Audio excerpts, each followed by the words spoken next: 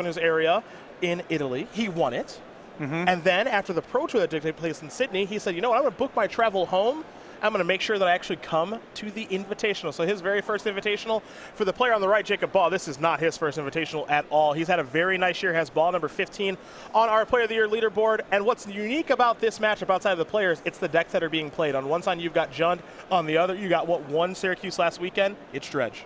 And we talked a lot about this on the pregame show of these potentially being the two most influential decks for the weekend here in Modern. Dredge, the breakout deck from last weekend, and Jund, a deck that could respond to this deck very effectively, access to a lot of very powerful anti-graveyard cards, and is also just one of the marquee decks in Modern to begin with. Now for Jacob Baugh, the player that we're more familiar with of the two, he likes to play the best deck, or is what is perceived to be the best deck. You think about his win earlier this year with 4-Color Rally, for example. He likes to play what people perceive to be the best deck. He's not afraid of the hate or any of that stuff, as you're going to see an Inquisition of Kozilek target Jacob right now. Wrong card for this matchup, I can tell you that much. His hand, a Golgari Thug, a Bloodghast, a Stinkweed Imp, a Haunted Dead over there as well. And that red card, oh, that's Burning Inquiry. Yeah, that's a new addition to this deck that Jacob Baugh, along with Caleb Schur, came up with. Just another cheap Madness enabler, or excuse me, Dredge enabler. And that's exactly the card that Mengucci is going to take. Now, we'll take a look at Burning Inquiry here in just a moment, because I know a lot of you probably aren't familiar with that. So we'll take a look at that just weird, wonky spell. As you see, Baugh's going to do a little bit of dredging here. So Life in the Loam, Prize Amalgam, Burning Inquiry are going to go into the graveyard. While the Copperline Gorge, there is the Inquiry that was discarded. Each player just draws 3 cards and then discards 3 cards at random. So as Patrick mentioned, a great dredge enabler. But so is the Insolent Neonate that Baugh played to start the game off. You want precision, you want Faithless Looting, you want Insolent Neonate, the cards that just work. Burning Inquiry, not the most reliable, but this deck doesn't really play with all that many spells, so anything that might work in your opening hand may be good enough to make the cut. Now, unfortunately for Baugh, he has nothing to do on his second turn of the game. So he just drew, passed the turn back. For Mengucci, he's going to play a Stomping Grounds untapped. He'll take 2. He's going to fall down to 17. Here is Scavenging Ooze. Now, this one's good in this matchup for very obvious reasons. Although it's a little bit on the slow side, but with Baugh spinning his tires a little bit here, not off to a very explosive start, Scavenging Ooze may be enough to win this game, targeting things like Prize Amalgam or any other dredge card that Baugh might happen to get in the graveyard. Now, what Baugh needs right now, he needs a second land. Maybe he needs a Faithless Looting. We'll see. He's going to dredge a Life from the Loam. So 1 is a Gemstone Mine, 2 is a Golgari Grave Troll, and 3 is a Faithless Looting. A little painful to have to dredge the Loam there with no second mana. But I think the reality here is Baugh just needs to hope to flip over more dredge enablers and outpace Mengucci's ability to get to green mana. Yeah, the hope here right now, if you're Baugh, is that Mengucci doesn't have another source of green mana, but you can actually see a Wooded Foothills in his hand, which means he has at least 1 more. Now, there are some bad cards here in Mengucci's hand. Thoughtseize, for example, not the most attractive one in this matchup. Dredge doesn't typically care about discard. And as we take a look at Baugh's hand, you'll see that Haunted Dead still there, Prize Amalgam, a Stinkweed Imp, a Golgari Thug, a Bloodghast, and that Life in the Loam that Jacob did just dredge. Mengucci has to take 2, of course, to play the Thoughtseize. He's got to pay 2 life to play that powerful discard spell. And we'll see what card he does want to take. Anything kind of stand out to you here? I mean, I suppose the Haunted Dead is the hardest thing for Baugh to do anything with long-term, and all the rest of the stuff just plays out of the graveyard. I could see going after the Loam here, which is what Mengucci is doing here, if he's planning on tagging both of the dredge cards right now. I don't know. It doesn't really matter a whole lot. Yeah. There's not a hole to pick in that hand, of course, because Baugh is not really playing with spells in the conventional sense. Mengucci's going to sacrifice a Wooded Foothills here, at least go down to 14, potentially 12. We'll see what land Andrea wants to get. And he'll go with an Overgrown Tomb, so 12 it is. You mentioned the 2 dredgers in the graveyard. There's a Golgari Grave Troll. There's also a Life in the Loam. Maybe he snipes both of those to shut off the dredge engine here for Baugh. And that's exactly what he's going to do. He'll gain a life in the process, given that the Grave Troll is a creature. So Mengucci will float up to 13. Come across here for 3. Ball's going to fall down to 17. We'll go back Jacob's way. He is looking for a land here, folks, in a big way. For now, however, he does have a Greater Gargadon on spend. This provides a unique angle. Maybe this helps him do something. I suspect we have hit the point of no return here. I think with Mengucci having 2 green mana and Baugh's hand being a dead end, I don't want to say never. You know, I'm getting new to this deck, and I have seen Dredge come back from some pretty ridiculous positions, at least in Legacy. But this feels like a spot that Baugh cannot get out of. Yeah, it looks like Baugh did forget to remove a suspend counter from the Greater Gargadon, and he's just out of here. He's at the point of no return, just as you mentioned, with Mengucci having 2 green mana available there with the Scavenging Ooze. Baugh just too slow out of the gates. I know a lot of people tuning in this tournament to see exactly if Dredge is the real deal. Well, that game didn't show it, but I think maybe in this next game it will, as we're going to prepare to take a look at the sideboards here, as Andrea Mengucci does win game number 1 here over Jacob Baugh. Jund up a game over Dredge. So I'm going to start with Jacob Baugh and his sideboard. And I got myself a Dark Blast, a Collective Brutality, 4 Leyline of the Void, hello, 2 Lightning Axe, an Ancient Grudge, 3 Nature's Claim, a Nod to the Bone, and then 2 copies of Abrupt Decay. What do we like here and why? So I like the 2 copies of Lightning Axe here, since Mengucci is playing with creatures and some of them are, anti-graveyard measures. Seems like another easy enabler. The 2 copies of Abrupt Decay can answer some of the anti-graveyard cards you would expect Mengucci to have in this kind of matchup. On the other side of things here from Mengucci, I'm looking at a lot of one-ofs. Classic Jund. Yeah. Near Highlander sideboard, 2 Kitchen Finks. Yeah, we'll start with the 2 Kitchen Finks. And then a Thrun, a Pithing Needle, an Ancient Grudge, a Knight of Soul's Betrayal, a Thoughtseize, a Jund Charm, a Painful Truce, a Slaughter Pact, a Kozilek's Return, a Golgari Charm, a Grafdigger's Cage, a Nihil Spellbomb, and an Obstinate Baloth. Patrick, what here for the graveyard? So there's a lot of bad cards in Mengucci's main deck, and that's typically the case with Jund. You have 6 to 8 blanks or near blanks in a lot of matchups, and you clean it up post-board. Anything that can interact with the graveyard or the engine here is going to be good for Mengucci. So the Nihil Spellbomb, the Grafdigger's Cage, I think the copy of Jund Charm should come in here as well, the Pithing Needle, and I think you can even bring in the Painful Truths because his sideboard cards are so potent that it's worth paying the 3 mana and the 3 life to try to find more of his hits. And he's got so many bad cards here to cut that it's a pretty low opportunity cost to get that in the deck. All right, well, there are the options there for both players. So we will take a look at game number 2 here in just a moment. But let's talk about one of my favorite promotions, Patrick. StarCityGames.com Game Night. Love it. The very fun and popular promotion that you can have at your local store. It's been a huge success, and we want to thank everybody out there, both store owners and players, for making this promotion very popular. Now, this is the most fun part of the show because Patrick doesn't know what's coming next. So go.starcitygames.com/game night for more information. You can find the game night closest to you. Every month we come out with new pins and tokens that we send to the stores that are signed up for game night. The local stores can then run game night however they want, any format, any day of the week. Just get players in the store on a regular basis for some fun and friendly magic. This is the part of the promotion that I see live for the first time. August, Young Burrowmancer. September, coming down the pipeline. I have seen this one is Bone Chewer Giant. And then how much further down the pipeline do we go? Come on. Hedgehog-a-hog. There it is. There it is. Did I get that right? You got first try. All right. Hedgehog-a-hog. Yep. I take on Atog-a-tog. Very well done. An iconic Odyssey rare that eats other Atogs. Anyhow, you want to get signed up for game night, find the game night closest to you, stores, contact your in-store play representative over at Star City Games, and otherwise go to go.starcitygames.com/game night for more information. Oh, wonderful game night. We do love that promotion, so thank you guys very much for making that a success. And now we learn a little bit more about Jacob Baugh, number 15 on our Player of the Year leaderboard, someone who we've seen win an Open this year. Yes. So congratulations to him on that. Number 15, as I did mention, member of Team Card Hoarder, is a 27-year-old from Waterloo, Illinois, with his 9 Open top 8. 2 wins for him. Plays all types of different games, so he's well-versed in strategy card games, tabletop games like Magic, RPGs, PC games, you name it, he loves to play it. Watches around 20 hours of anime each week, and he's a certified auto mechanic, is the 27-year-old who's a member of Team Card Hoarder. Team Card Hoarder, kind of newish on the scene, trying to compete with Team MetaGameGurus.com, and I'll tell you what, Team MGG, they've kind of run the show around here for a little while, but Card Hoarder with Devin Kepke's went a little bit earlier in Season 2. They're making a name for themselves as well. And just generally a deeper roster, which helps a lot too. But Jim Davis and company definitely have added a level of professionalism to the way that they are engaging with the events and trying to be successful with it, and it's forced other teams to step up their game as well. It absolutely has, and Team MGG is going to be one of the storylines here this weekend, because if things ended today, 2 of their team members would be headed to the Players' Championship. That's Kevin the Daddy Jones and Andrew Jessup. And for Andrew Jessup, it would be his first time there. For the Daddy, it would actually be his 3rd. He's no stranger to the Players' Championship. And made a deep run last year as well. Sure did. So we'll be keeping our eyes on that race. We'll be talking about that race some here as well this weekend as we get ready for game number 2. We'll see if Jacob Baugh can find an opening hand that he does like. First hand seemed very capable as long as he didn't lose that Burning Inquiry, but an Inquisition of Kozilek took care of that, and as a result, kind of took care of the game. Looks like both players are going to keep their hand. They've been given the green light, so Baugh will start with a Mana Confluence. He'll fall down to 19, and here's the very powerful Faithless Looting. Far and away the best enabler in Modern for this sort of strategy. And you think about Careful Study way back when, and you even see that sometimes in different versions of the older versions of Dredge. This is almost better. You know, I suppose the question is, do you want blue in your deck or do you want red? This one, because of Greater Gargadon and some other things, definitely wants red. Historically, blue mana and graveyard strategies have gone together like peanut butter and chocolate. But there's a lot of very good red enablers now. So arguably, red is the mana you'd want more than blue. It's a Pithing Needle, and the name for this is Greater Gargadon. Going to lock that up. Mm-hmm. It is a very important piece to this deck, so a wise name there from Mengucci. Pithing Needle is a little bit low on the range of things and that it can interact with in this matchup.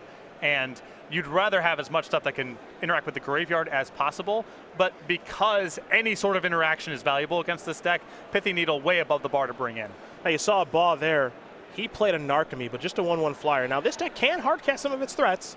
It does have enough lands to do so, and it has plenty of colored mana, as here is a Dark Confidant. Baugh in the graveyard. His discard to Faithless Looting was Life from the Loam and Prized Amalgam, so he will dredge Life from the Loam now. Dockmar Salvage is 1, Insolent Neonite is 2, and Bloodghast is 3. Loam can get back a land, that being the Dockmar Salvage. Now how explosive a turn can Jacob Baugh have here? That's the question. This is really his first opportunity to have a full run at it. Mm-hmm. But he's a little light on dredging in the graveyard to pair with the flashback of Faithless Looting. There's a Stomping Ground. Bloodghast trigger on the stack, it's going to come back. Keep in mind, Baugh did play that Stomping Ground on tap, so he falls a little bit lower, down to 16. In for 1 in the air with the Narcomoeba. Mengucci's going to fall down to 19.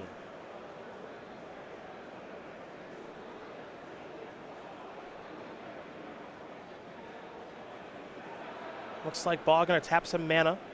He'll have to take a damage, fall down to 15. 1 mining counter removed from the gemstone. And now it looks like it's going to be time for a Faithless Looting. So he's going to dredge the Dockmar Savage, that's 1. Narcomoeba is a hit. As is that dual land, the Blackcleave Cliffs. And now I think he'll have to take a draw step and discard here. Nothing else to dredge. So he'll discard a Grave Troll, as well as an Amalgam. That's an Narcomoeba coming back. Prized Amalgam with a kind of awkward delay trigger. It is a little bit weird. We'll take a look at it very quickly here as Mengucci does reveal a Bloodstained Mire to his Dark Confidant. Prized Amalgam, one of the cards that really did kind of turn on this deck. You see here, the casting cost, well, it's a blue, black, and a colorless, and it's a 3/3. Though the casting cost doesn't matter all that much. Whenever a creature enters the battlefield, if it entered from your graveyard or you cast it from your graveyard, weird text, return Prized Amalgam from your graveyard to the battlefield tapped at the beginning of your next end step. It's an awkward text box, but a lot of the enablers for this sort of thing are going to be Narcomoebas and Zombify type effects. Yes. But you also wanted to work for creatures that you would actually spend mana on. Here's a Grim Lavamancer. That's a Tarmogoyf. We'll figure out the sizing of the Tarmogoyf here in just a moment.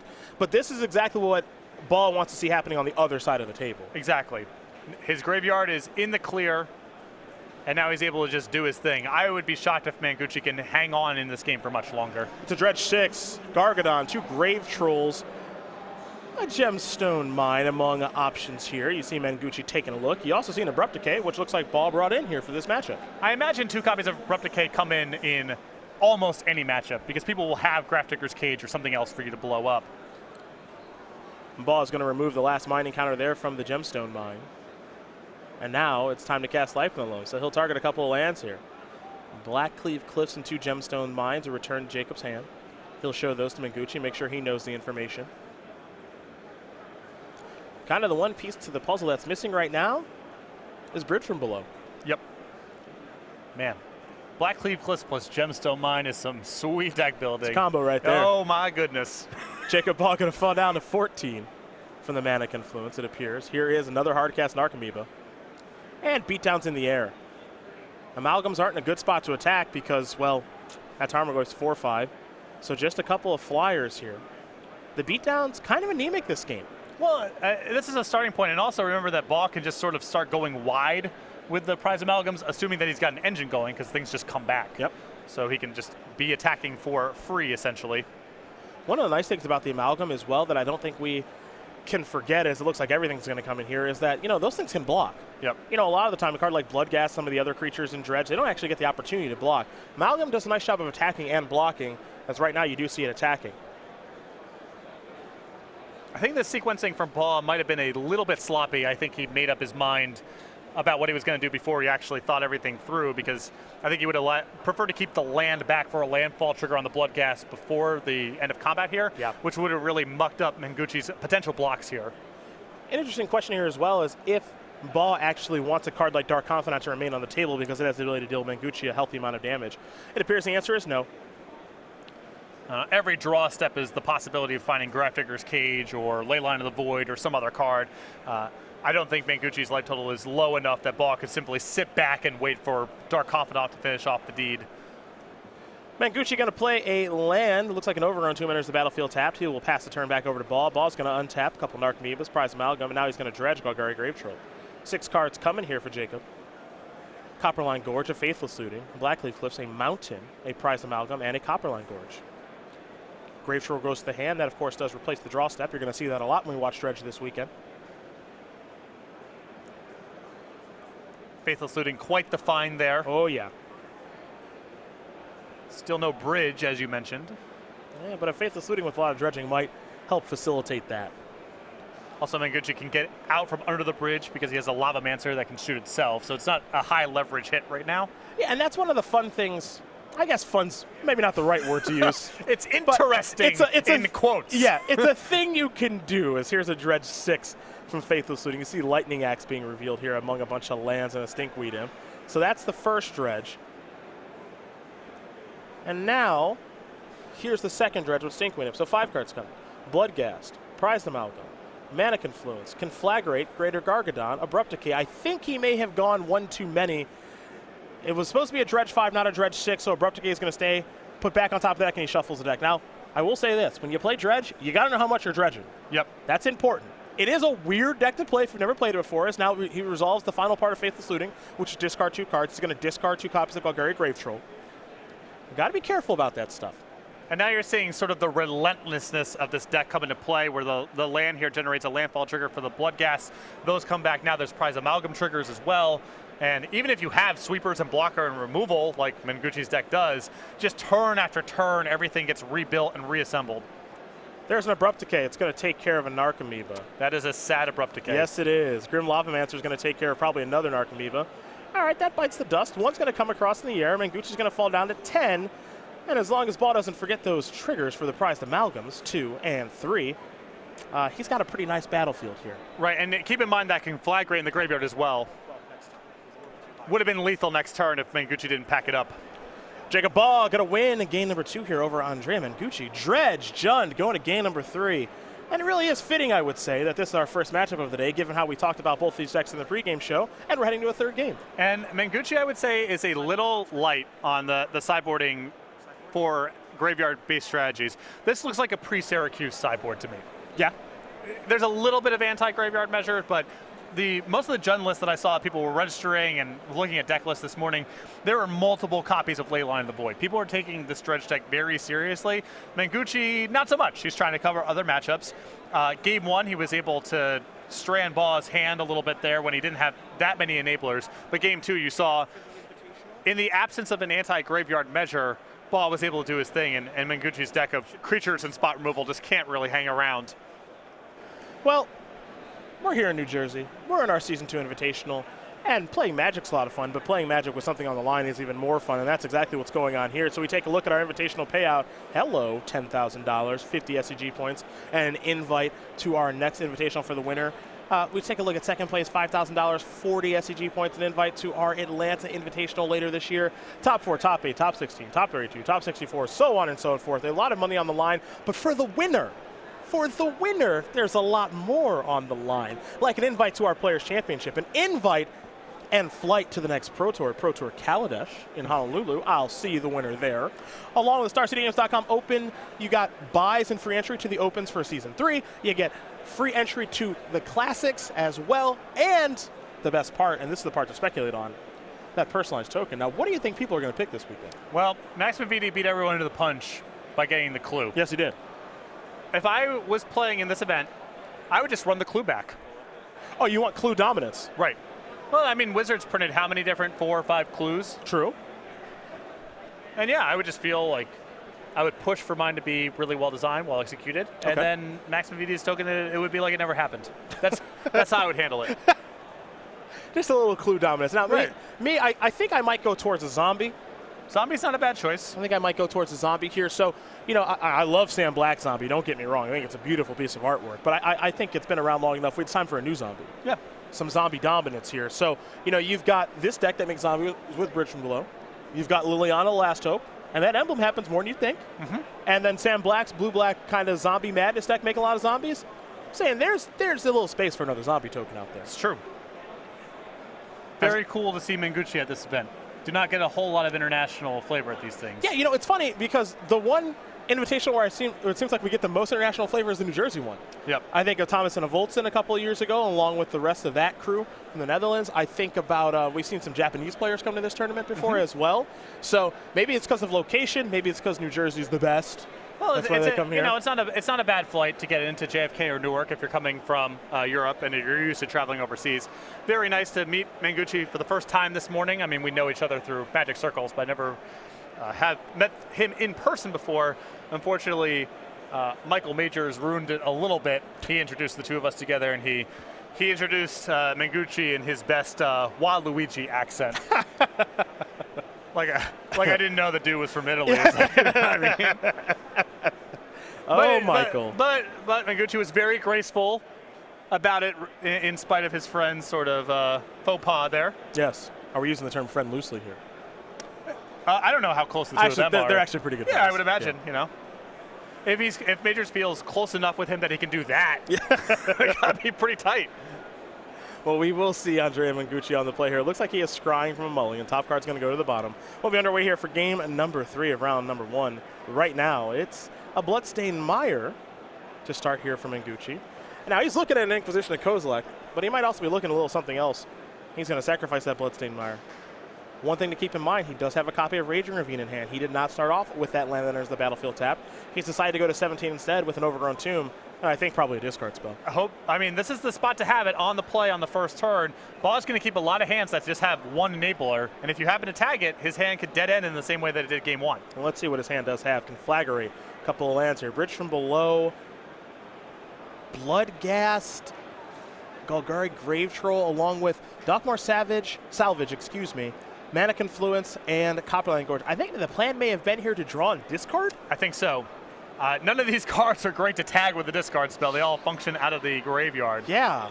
But it does set Baugh behind a turn if the plan was to draw discard to hand size and then get the ball rolling that way. All right, well, there goes Conflagrate. Baugh will draw.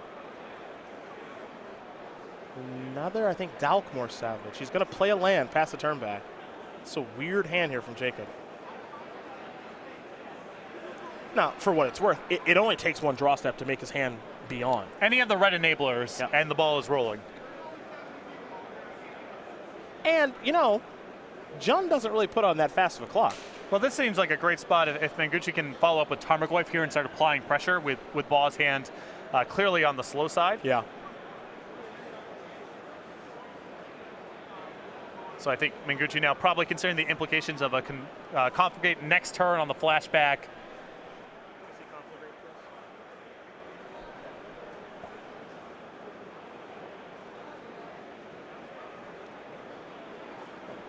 You see here, red, discard X cards. Right. In a way, Mengucci actually kind of gave him an enabler. Well, there was Bridge and Bloodghast for the other right, options. Yeah, there's no way to poke a hole in the hand. The discard spell was not good for him. Yeah. And he knows that Baugh already has the second red mana rolled up in hand. Yeah, he's got the Mana Confluence over there, I believe. There is Thoughtseize. Well, here's the garbage. I drew a land. Don't pick Grave Troll unless you have Surgical Extraction. All right, pick Bridge. Nice. He had to pay 2 life to take a bridge. Yep. Nice. There's the other red source. Blackleaf Cliffs. Draw a card here, will Baugh. Didn't get a great look at it. May have been an Archimedes.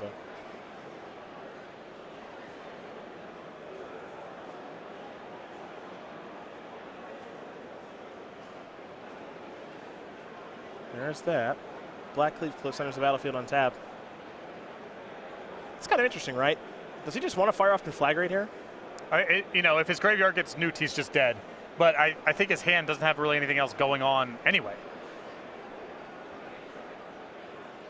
It's interesting because, does he say maybe, okay, I want to save this for whatever creature you play? Well, he's going to discard a couple of cards here. He's just going to play Conflagrate. He's going to dome Mengucci for some damage. He's going to discard Bloodghast, Dockmore Savage, and Golgari Grave Troll.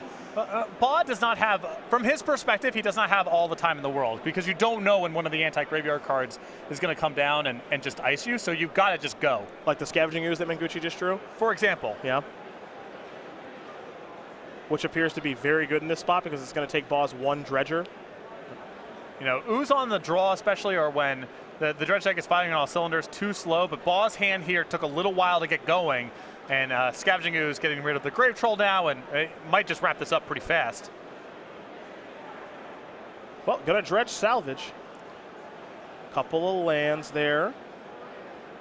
But no hits, no graveyard enablers. And Mengucci knows the contents of Baugh's hand. It's not good. Get back Bloodghast. He's tapping mana for something. Narcomoeba.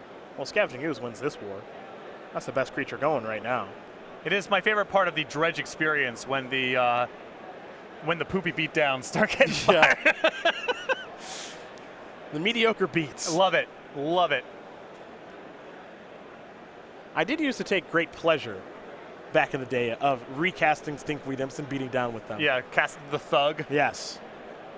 It was a lot of fun to win games that way. And at this point, I think Baugh is basically drawing to just Abrupt Decay, and even then he has to get the ball rolling again after that.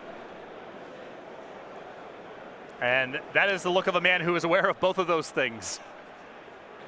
And all he can do is pass the turn back now. Scavenging Ooze looks like it might eat something. And it will. Bridge from Below, see you later. Now the power and toughness of Tarmogoyf is going to fluctuate a little bit here.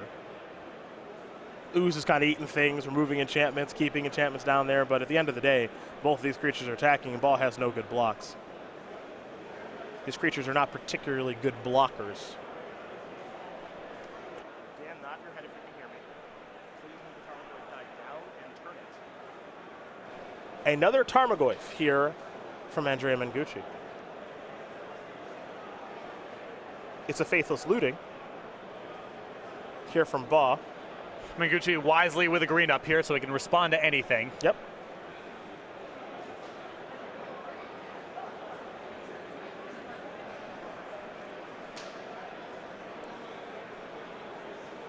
Baugh's going to discard 2 cards, of course. No dredging to be done. Mengucci's made sure of that thanks to the Scavenging Ooze management. Dockmore Salvage, Gemstone Mine.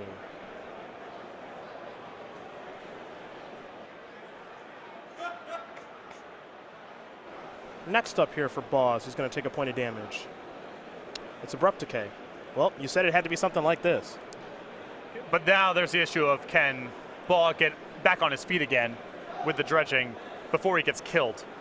That seems very hard. Faithless Looting down.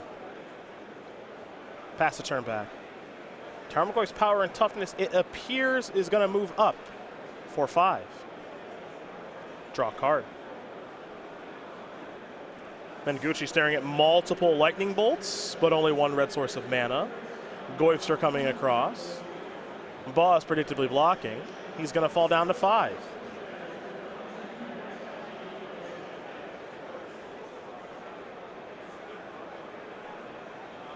Jacob Baugh's going to need one heck of a turn here. Mengucci with a Thoughtseize. Take a look at that hand. There's a Neonite. That's actually a good card to have left over. That's gone now, too. Yeah, I think Baugh's discards were soft enough on the Faithless Looting last turn that Mengucci could assume that he had a real spell in hand. Yep. Smart play there by Andrea. Baugh will draw a card. I believe it was a Narcomoeba, and that is going to do it. Andrea Mengucci is going to win this match here over Jacob Baugh. 2-1. Jund going to take care of Dredge.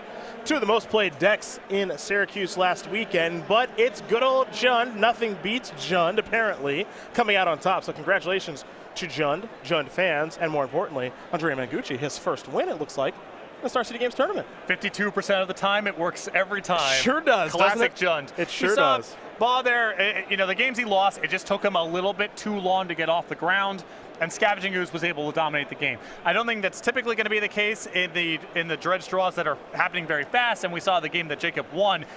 The ball got rolling, and there was no way that something like Scavenging Ooze was going to get Mengucci back into the game. Yep. But his more ponderous draws, that level of interaction was sufficient, backed up by some, you know, precise discard spells and some other pieces of interaction. Oh, you saw game 2 what Dredge is actually capable of doing, and if you watch SCG Syracuse last week, and you saw it a lot as Ross Merriam and Tom Ross kind of dominated that tournament.